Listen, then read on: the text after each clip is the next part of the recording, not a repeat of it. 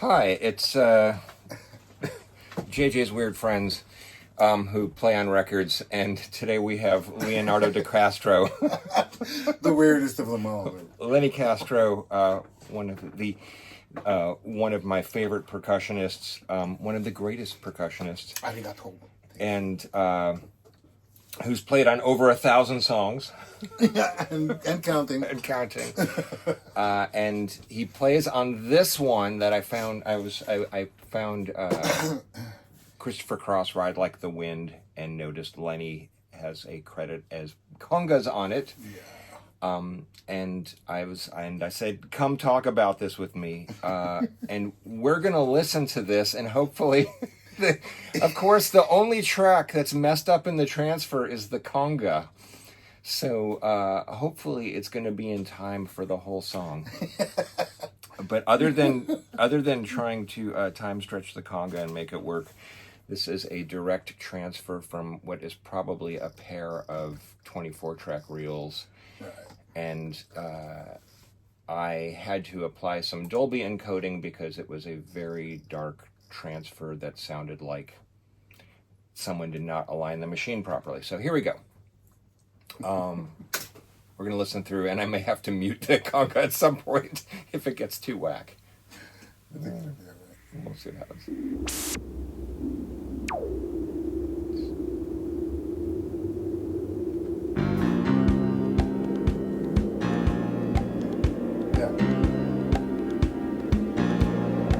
Tap me when I have to mute. No, it's fine.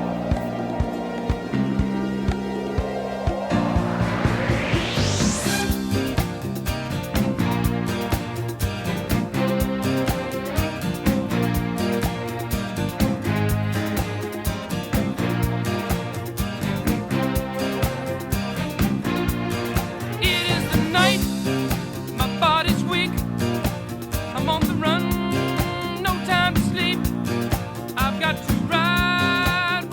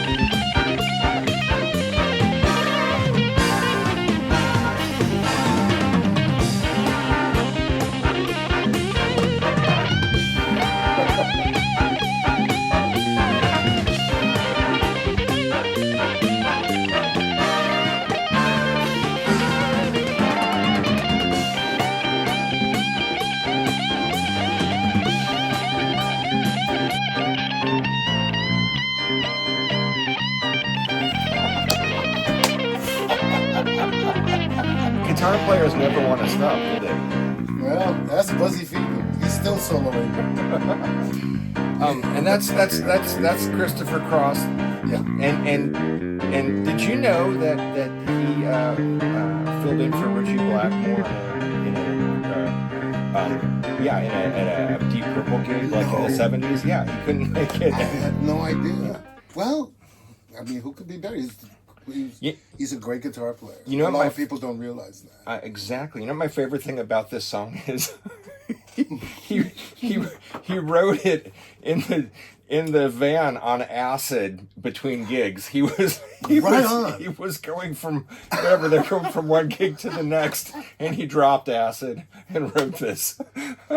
So well, I can't add anything to that. It's just perfect the way it is. It's great. I had no idea. So do you remember who produced this? This was Michael O'Mardian. Right. This is Michael O'Mardian. Yes. And so apparently, let me try to give some credits out. So Tommy Taylor is playing drums. And he was in. I think he was in Christopher's band. Yes, and apparently the band. This is the third day of trying to track this because it just wasn't coming together, and they weren't Yo-Cats. Yeah. So this was their first, even though they were very fine musicians, what people don't realize is doing the studio thing is a completely different art form. Yeah, that's a whole different world that you have to get used to. And it took them a few days to grok this thing. Yeah. And so good use of the word. and Andy Salmon was on bass, who I guess was in the band. Yeah, I think he was in the band too, yeah. Do you know who played cowbell? Hello. Was you playing cowbell? That's me. Why does it say? It says Victor Feldman. No, actually, he didn't play cowbell. Me and him, it was sailing that me and Victor played on together. Oh. This one I did myself. I did the cowbell, and then on the last verse, I was gonna say, because that's like some Puerto Rican cowbell. So totally, yeah. I mean, sorry, Victor. I love you, baby. I miss you. But that it was the congas, the cowbell, and on I think the last verse, I did they were like a Australian rhythm sticks. They're like Australian style, Aboriginal clave. Were you part of the hand claps? Yeah, I was part of the hand claps. Awesome. Too. I was part of the hand claps. So you got brought on as an overdub because the good producer realized this needs more. I guess, yeah. The best producers realize this is going to sound better if we bring Lenny in, or that's just how many times have you gotten brought in right before mixing just because it's like? Oh man, I mean, I have been many times. Yeah, that's many times. I've been in. Anyway, little interruption there. We were talking about you get brought in to put garnish, or as the Trogs say, fairy dust, on tracks. And actually, just here's a quick question: What do you think? Adding shaker or tambourine or the number of I've seen your boxes of stuff you bring in. What do you feel makes a song go from here to here when you do that? It depends. It really depends on the song itself, what it needs. Sometimes, I mean, I've been in situations where it just needs a shaker that would smooth out the hi-hat. Sometimes I come in and they ask me, you have to make it feel human. That's when they bring me a track that's completely, programmed. Right. And then, we want you to make it feel human. I'm like, do you know what you're asking? Do you actually realize what those words mean? You want wine into water, water into wine? Is that what doing it as much as I did, I got to understand what they were talking about and what they wanted. Just something for that for the ear that sounded more natural than just that, kind of smoothing it out. Sometimes that would be it. Sometimes it would just be a triangle hit, a couple of places here and there. Well, it's like I had put up "Give Me the Night," and I didn't realize that was like Lindrum, except for I think JR did like the hi-hats and stuff, and that was that's what made it feel human. Yeah. All right. Well, you know what we should do, and it's interesting because since they used two machines, they had enough to actually separate everything Yeah. out instead of just so many of the ones that we open up. It's kick, snare, and then drums. Drums. So we have. And that was Amigo Studios. Oh, and there's a hi-hat overdub too. There was a rumor going around that Jeff Porcaro came and did drums over it, but I don't know that for a fact, and I've always kept that piece of information in the back. Too late now. Yeah, no. Because now that I hear it, it doesn't really sound like Jeff. But, so the interesting thing is, I tried to match the level. I didn't do any EQ or compression thing. I tried to just match the levels to the mix, but without the copious amounts of reverb that are on the front. I'm next going to move this a little closer. Mm-hmm. Without the copious amounts of reverb that are on there, it sounds very different. Like the reverb is a big part of the mix. Sure, it fills up a lot of space. Yeah. So Yeah, here's what.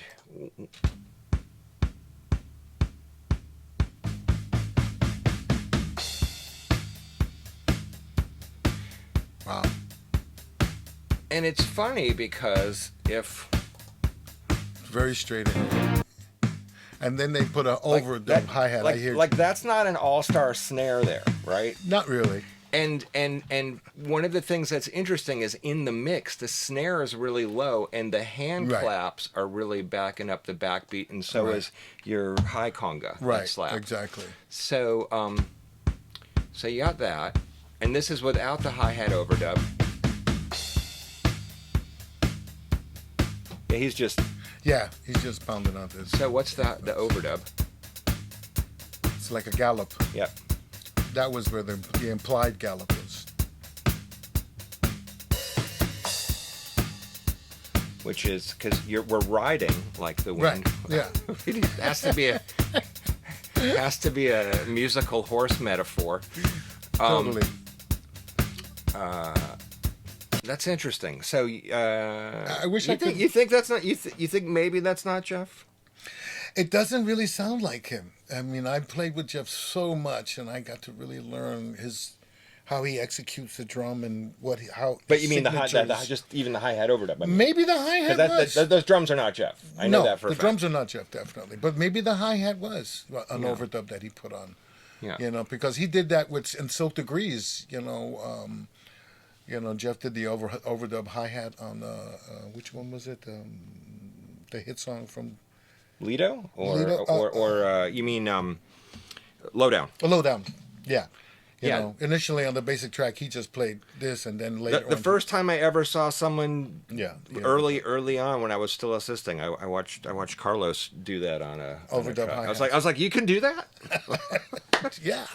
He was like, let me do a hi-hat Yeah. overdub. I'm like, you can do that? Yeah.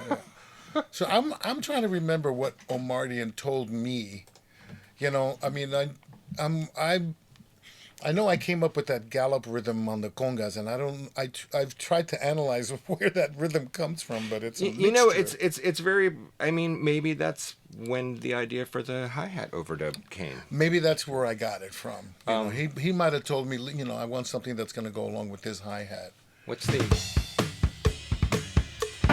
There's my cowbell. I'm gonna sample that. I'm just kidding. I'm kidding. Go for it. have to send you a session fee for using your Boy, sample. they had me muffle the hell out of that I cowbell. know. Jeez, I'm I standing know. on it. And then what's the effect the claps have when they come in? Hold on a second. I should have grouped that. It's But the hand clap. Yeah, and there's that clave too. That click. You hear it? It's a Yep. high pitch. That's the Australian Aboriginal well, rhythm sticks. without it, Yeah, it kind of and then it fills up that part of the Yeah. sonic spectrum. yeah, up it really there. solidifies. Yeah. That's it. Australian rhythm stick. Yeah, Aboriginal rhythm sticks. Aboriginal rhythm stick. I don't know. I wonder what happened to those things. You don't have them anymore? They probably got lost in the slot somewhere. Okay. So we have two bass tracks, which I'm gonna guess one is a direct. I didn't know there were two bass parts. Yeah, one's an amp Ah. and one's a. Oh, okay. You can hear that. And how do they work with the kick and snare, Lenny?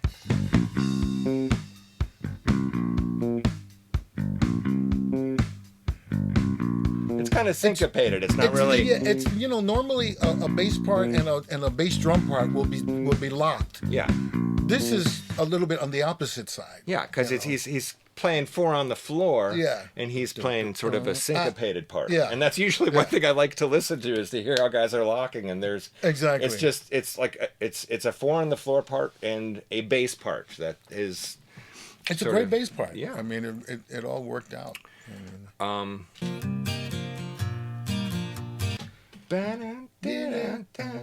Like that's an interesting signature. That's what they used to call a hook. The hook. Now, how's that work with the bass? It's an answer and call thing. Yeah. Yeah. Now that's what the bass is doing. The bass is listening to the acoustic. It's answering the acoustic. Exactly. You know what I'm curious about? Because I always, when I play an acoustic part, the thing, you know what I'm really listening to and locking into? What's that? The hi-hat. Yeah, that makes sense. And let's hear how it goes with the hi-hat. I love this. This is so much fun. Right? And that's what was the whole idea of doing this. Because we used to do these after sessions anyway. I'd go, hey, listen to this, Yeah, right.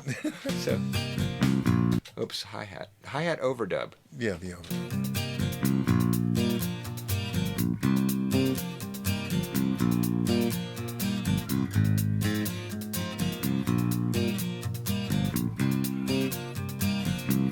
I mean, it's just it's tight with it, but it doesn't have to follow it. Exactly. You know. Doesn't. Yeah, exactly. But it is very tight. Yeah, but that's cool. And then what is we have this guitar thing that happens in the pre-chorus. Oh, it's just kind of pads.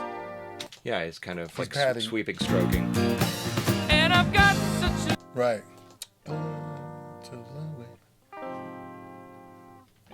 And what was it? What's the acoustic there? Wow.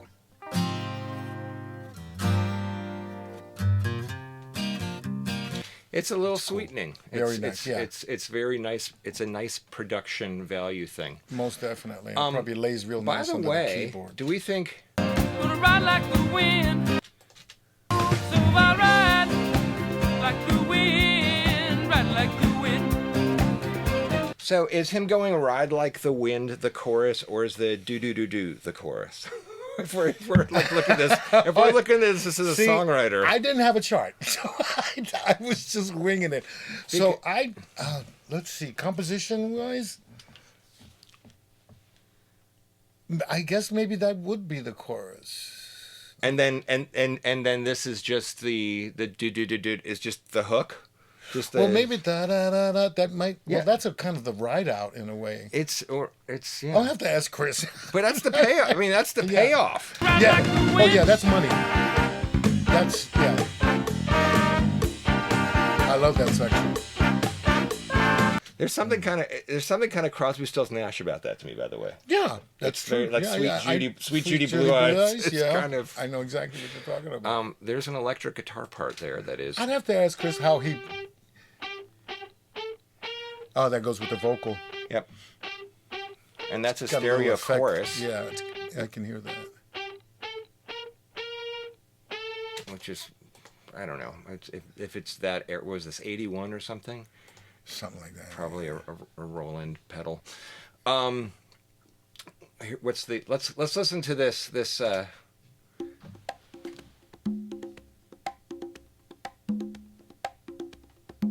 So that's got the little gallop going. Right. I guess, I listened to it and I just kind of felt that gallop under there. I think Omardian might have led me in that direction. So that's 3 congos? 2. Oh, 2. You're just side spanking it. Yeah, just a slap. Yeah, two gum bops. I was using wooden gum bops at that time. And when the chorus comes, are you keeping the same vibe? Ooh. Yeah, but you build up into it. Yeah. I start adding a little more notes to it as it goes on. But basically staying to that rhythm.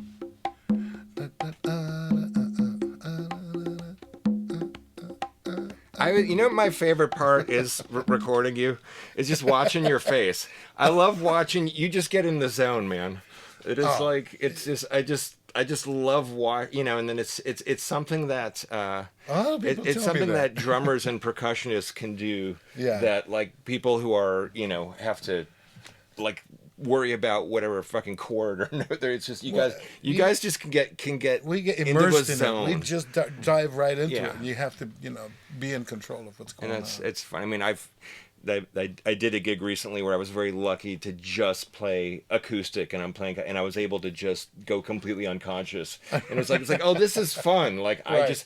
I just get to think about rhythm. Yeah, and just concentrate on keeping that groove Exactly. going. Yeah, that's Do you remember who was on piano?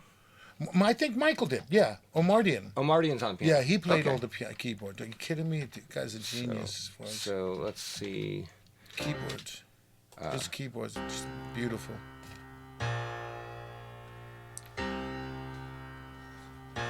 Low register.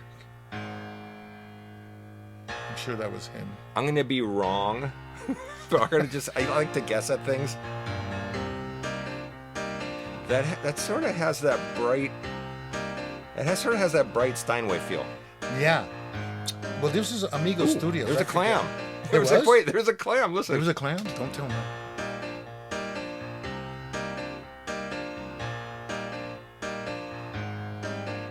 Oh no. No, it was right. No, it's a slip note. Yeah, no, it's just fine. a slip note. I thought it was a clam for a second. But you'd be surprised how many clams I find on some of these that you've never heard. Hey, man, And Some then there's people's also careers. You got Rhodes. Was that Rhodes? That's Yeah, that was that Wurlitzer. that's a Wurlitzer, but it's in stereo, which means Is it chorused or? Yeah, that is a Wurlitzer. it doesn't quite sound like chorus, but it's something. Yeah, it's going through something. Yeah. Yeah, with the And that- acoustic, great and- combination. Yeah, I was gonna say. Very powerful. Let's bring the acoustic back to hear that relationship.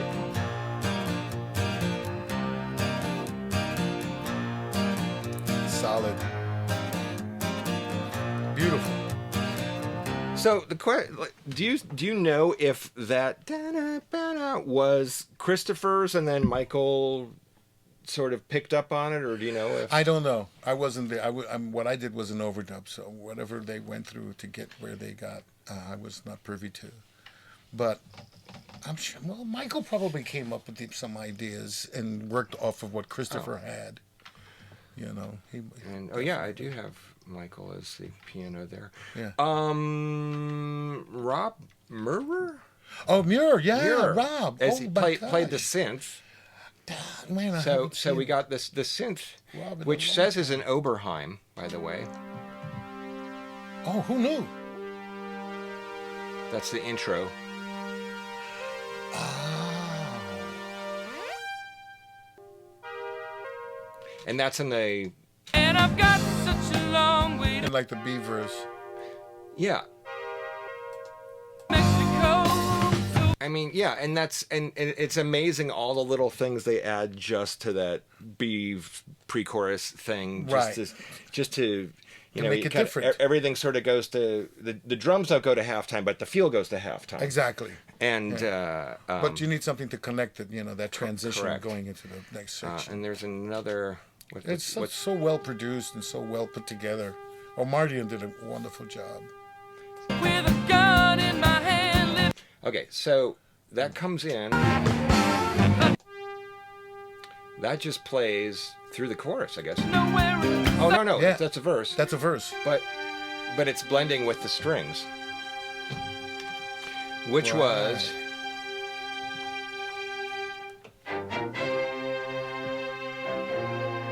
a 28-piece string section. That's a big 28, really? That's what it says, I'll be dipped in buttermilk. right? Wow. And then 28? Yeah, and then budget. and we have, by the way, in the chorus we have Horns. It sounds like saxophone and trumpet. I think we know some guys on this. With Chuck Finley, Most definitely. Lou McCreary on bone, Hell yes. Who's on saxophone? Jackie Kelso, Jim Horn, and Dan Roberts. Yeah. Oh, top-notch guys.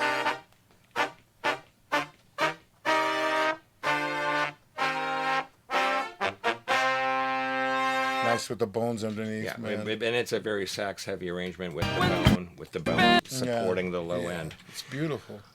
And then the strings are. Let's see what was going on with the strings.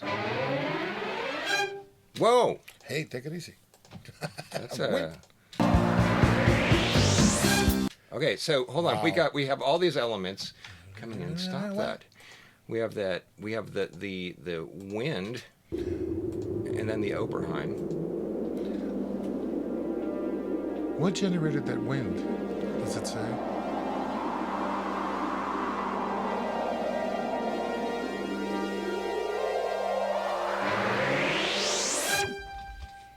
There you go. And we have liftoff. I mean, if I were gonna do that, I would do that on a mini Moog, but it's because that's usually the easiest way to get all the variables to control wind. But you could do that on the Prophet. But yeah. I can't see a synth guy showing up to a session in '81 without a mini Moog. True that. No, that was in demand all the time. He had to have it. It was. So he recorded. I read that he recorded Christopher with a 414, which at the time would have probably been a 414. Would have really? been a yes. That's a lot of high end. Yeah. But it's funny because it's really dark. I don't know if he had a screen on it. A screen on it. It is the night, my body's weak.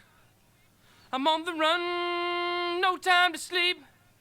I've got to ride like the wind. It is a little sharp. Yeah. To be free again. A little just Piercing. And I've got such a long way to go. He's got that to timbre make of voice. it to the border of Mexico.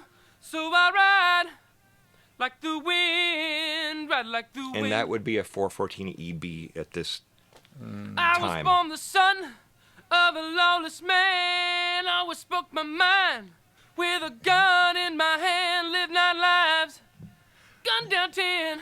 Gonna ride like the wind. Great performance. And I've got such a long way to go to make it to the border of Mexico. So I ride like the wind, ride like the wind. What an interest. Let's see. Would you? I don't know. Would you say he's an alto? Yeah, definitely. But it's interesting. But it's kind of, he has sort of like a reedy. He's almost like an Irish tenor, a high, not an Irish tenor, but an Irish, like a it's high soprano, I guess, or. But it's very reedy, his voice. Yeah, and it's so interesting. And how old was he around this time? Jeez, I don't remember. He's in his 20s. Probably. But I'm trying to figure how early in his 20s, but that's just. But a very clear voice that he had. You know, a little edge on it. Very nice. But I guess Michael said this isn't enough. we need a harmony. Yeah, right, exactly. Or not a harmony, but a response. Right. Because what background singer can we call? I don't know how they came up with Such that. a long way to go. I mean, he's iconic. I mean, it's like that sound of his voice is just unique. And how did he? What I want to know about Michael is, at what point did he decide, I'm gonna sing where everybody sings in normal voice but in falsetto voice, and make that my I don't know who else did that. I don't know. But it's like I'm gonna come up with this, and I'm gonna own this. And it will be forever associated with me. It was probably O'Mardian who came up with the part, maybe. Or no, but I'm just about Michael's approach. Yeah. So we got. So it sounds like Michael and Chris together on.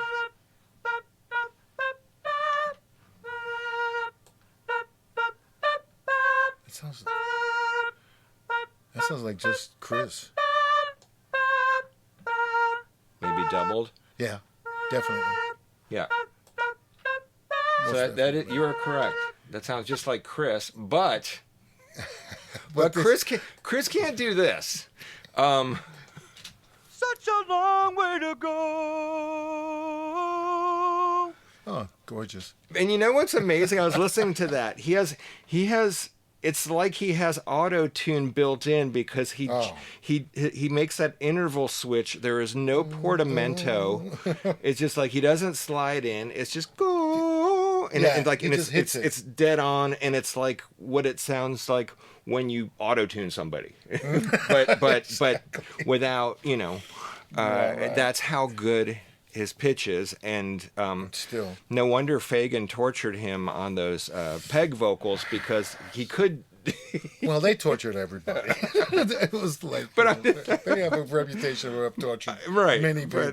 but- Jeff Porcaro told me many stories. Oh, I loved them, but wow. well, I'll tell you a story.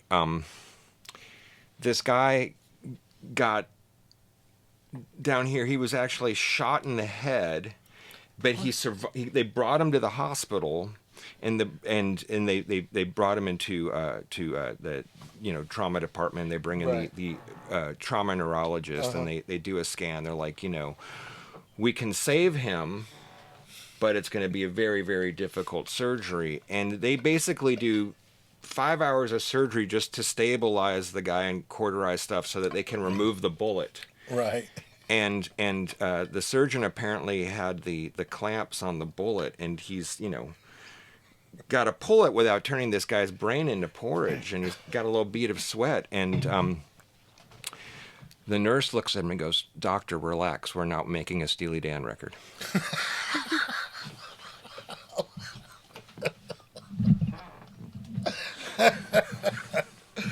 I like that. I've told that to Parks. That's a good one. I hope you guys appreciate it. Parks appreciated Oh, that one. Dean would definitely. I mean, he'd definitely bust a rib on that one. Oh, that is hilarious. So even though I love those records, as anyone yeah. knows, but They're incredible. it is. There are several ways to make records, and that's one that very few people have the. They are successful at. Yes, definitely not a record you make in a couple days. So we have Michael McDonald. What's going on? Let's listen to this outro with everybody.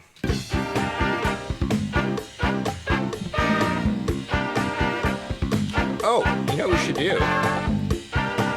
What's that? We should solo out the guitar solo. Oh, that solo at the end is great.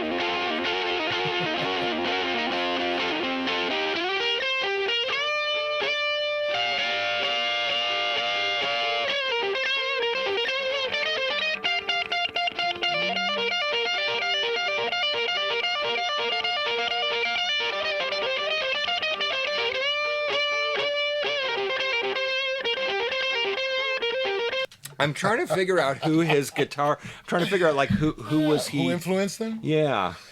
That's hard for me to say. I don't didn't. know. I'm not hearing. I was like You'd be better at that than I would. Yeah, I couldn't hear it, but he is a shredder.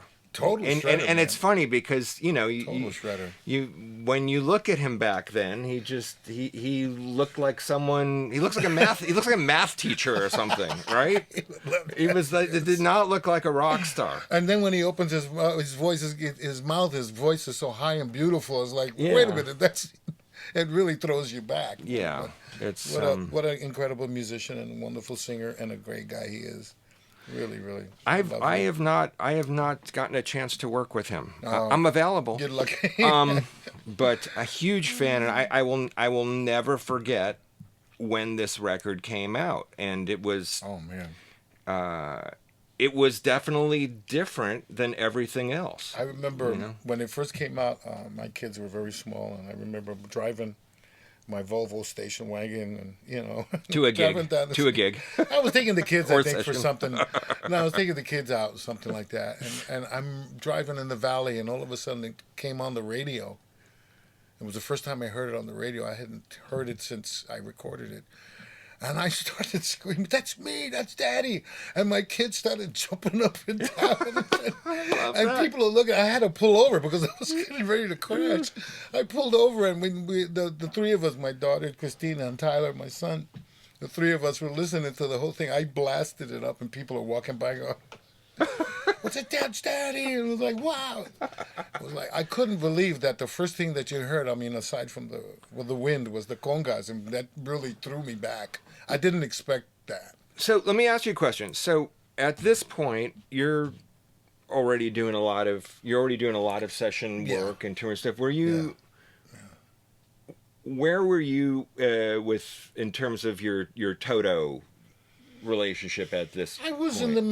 I was dead in the middle of doing this stuff. We had already done the first couple of albums and stuff like that, so I was pretty deep in with them at that time. So this was you were a bona fide yo cat. Yeah, definitely a yo cat. Yeah, definitely. Chuck Delmonico would back you up on that one. Thank you, Chucky. Hey, cats. Chuck. Yeah. Well, thank God, Yo Cat. because that's the documentary that should be made is Yo Cats. The yo cats, yeah. Maybe somebody will pick that up. Because I hate to say that it's and I talked with David Pack about this. It's a shame. It's a shame that the very, very hysterical comedy bit renamed that whole genre yacht rock. Because Yes. it was like no one had heard the term before. This Didn't exist until a few years ago. and those things were hysterical. Oh, And it was really funny. We had on our Tuesday thing we had Kenny Loggins come in and sit in with us and sing, and he asked to sing Hall & Oates, which I thought, like, wait, have you seen this series? You're like, you guys hate each other. You're not. This is. Don't you? I don't get this. You're disappointing me, man. Yeah, yeah. Like, you got to carry this into real life. I know. Oh no, man. But Yeah, that whole yacht rock thing is just a very strange. But that kind of thing has happened a lot. When certain styles come out, people name it. They give them names. It went from jazz to smooth jazz. That. Which, speaking of which, your one story just now, I'm at my mom's house, and she always has the smooth jazz. On the cable, and then I'm sitting there eating dinner with her, and some Jeff Cashwa thing comes. I'm like, I recorded this. I'm sitting with Mom. I go, Mom, your son recorded this. I love that. Yeah. And I think you once said to me, you bought a house from smooth jazz. That was the Yes, smooth jazz helped me buy my house. A lot of money was made off smooth jazz, and this was in some ways a predecessor to Yeah. You think about I think at that time it was like called maybe Sailing. smooth rock or something. Yeah, but like that. Sailing was, you get a couple adult chords in there. And, Yeah, Sailing is that's a work of art for me. That was such a beautiful painting of a picture musically. Mm-hmm. Really, really. I mean, what a great creation it was. Yeah. And plus, I was able to, it was the same recording with Victor Feldman. Is that you on wind chimes on Sailing? Yeah, I think those are my wind chimes. I think the finger cymbals are his. I think the wood blocks are mine. I forget. There was a couple of things that we did, the triangles. But it was when when I finally got the album, when it first came out, and I saw that credit, it was like that was a real honor for me to be right next to Feldman. Oh, damn. Guys. I loved him madly. His keyboard and his mallets were insane. What an absolute monster musician. Yeah, and a gentleman, and a total gentleman. I never got to meet him, but it's I was lucky. I got to meet him a couple unbelievable. times. Yeah. Anyway, I can't think of anything else to do with this. It was it. You know, it was Amigo Studios, and which is it's now a parking lot now, where the studio used to be. Where was it? It was in North Hollywood, right where the train tracks are. And it was funny though, because me and Carlos Vega, there was a Cuban place, little Cuban place right close to it. And me and Carlos Vega, we'd love to do sessions there because we'd go straight to the Cuban place and get some Cuban food and talk to the guy. I forget his name. He was a funny Cuban cat. Very hilarious. But we always looked forward. Amigo Studios. Oh, we got to go. Got to go get some Cuban sandwich first. Yeah. You know, a lot of great things were recorded in that studio. Well, we are real estate has become too valuable for and music is that's no. We're supposed to apparently do music for free now. Yeah. Hello. So yeah, a lot of the great studios are gone. Anyway, dude, but thank you so much, this was man. so for much doing fun. This was just a great way to spend a nice Sunday. Yeah, always. You know, I mean, how many times do we do this type of hang and we're not recording it? And exactly. And that was sort of the impetus. Exactly. I hear. Thank you for having me. Oh, thanks for doing this. All right, and that's it. That's a wrap.